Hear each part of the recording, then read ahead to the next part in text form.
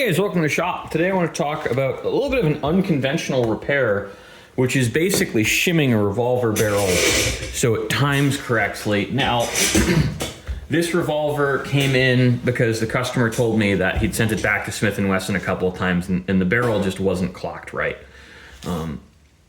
It was becoming over-tightened and the front sight was off to one side. Now, that happens because the barrel wasn't fitted correctly at the factory. Now, the barrel tenon was too long for it to time correctly, and it's not ideal when that happens. Now, what I did is I bought a peel washer.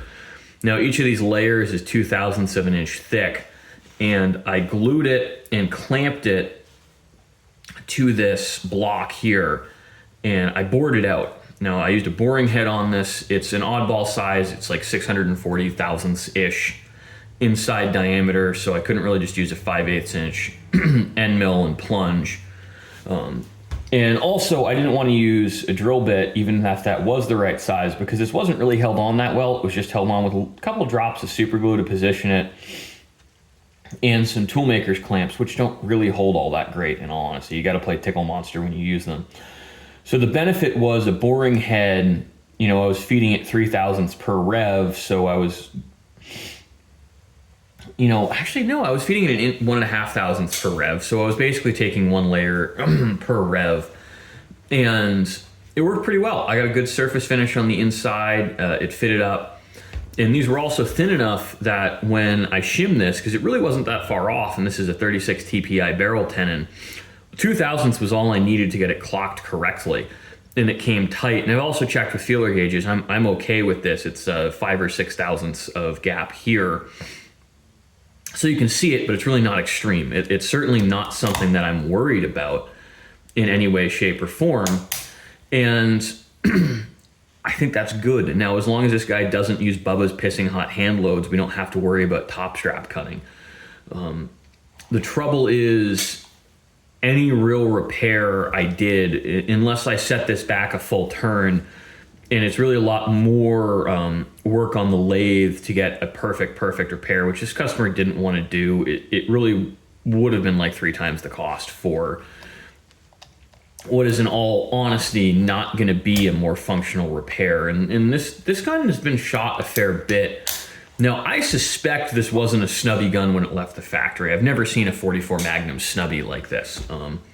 I've seen 357 mag snubbies, but in all likelihood, this probably had a 4-inch or a 6-inch barrel when it left the factory, and someone swapped on a barrel at some point in this gun's life cycle, which explains why it has this issue. Stuff like that you don't really see in factory guns that often. You see other stupid quality control issues, but this is the first time I would have seen a loose barrel on a factory gun.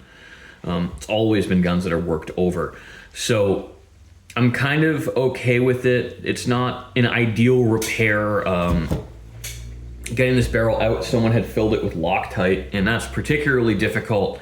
On these stainless steel guns, I can't put the heat to it to get that Loctite out, which is something I don't like. Because you'll discolor these. On a blued gun, you won't see it if I get it up to 300 or 400 degrees.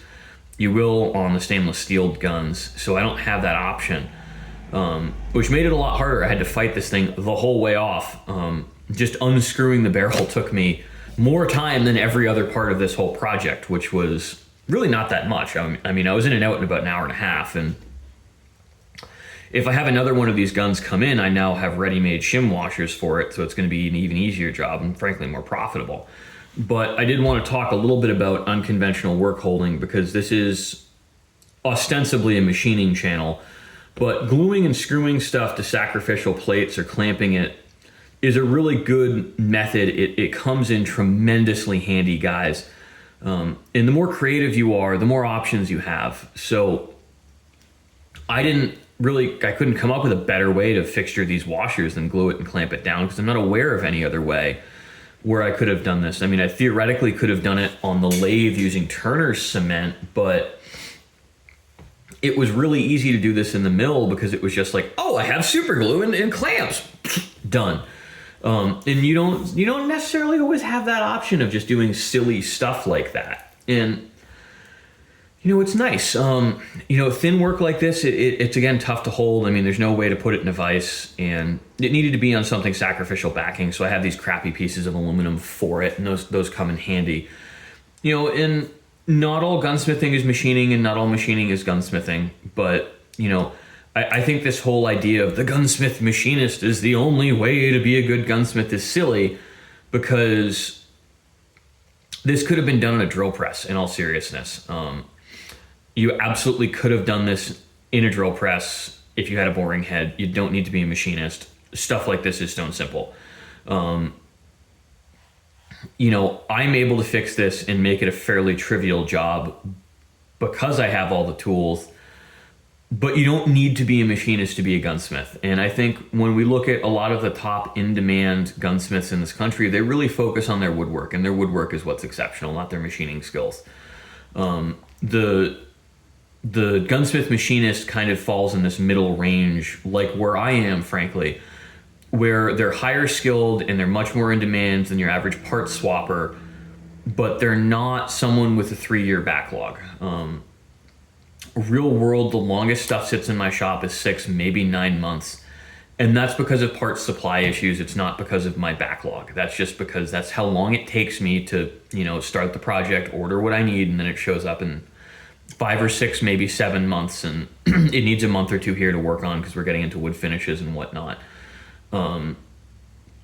But these are all things we've got to deal with, and it's just all different ways to skin a cat. I think ultimately when you're being a gunsmith, you really need to focus on what makes you a living, and stuff like this I can make a living on because it's not a big fix for me, but it's a pain in the ass for a lot of customers and other shops, so it winds up in my shop and I'm able to make money off of it. So thanks for watching, guys. I really hope you enjoyed. I always enjoy sharing stuff like this. I think it's fun to share and use as a learning experience for everybody. And honestly, I'm kind of proud of myself because I didn't really think of this as a thing before I did it, and then I realized I talked to a buddy who's a machinist. He's like, yeah, we do stuff like that all the time. So it's kind of fun coming up with clever ideas in a vacuum, and it's a way for me to toot my own horn a little bit.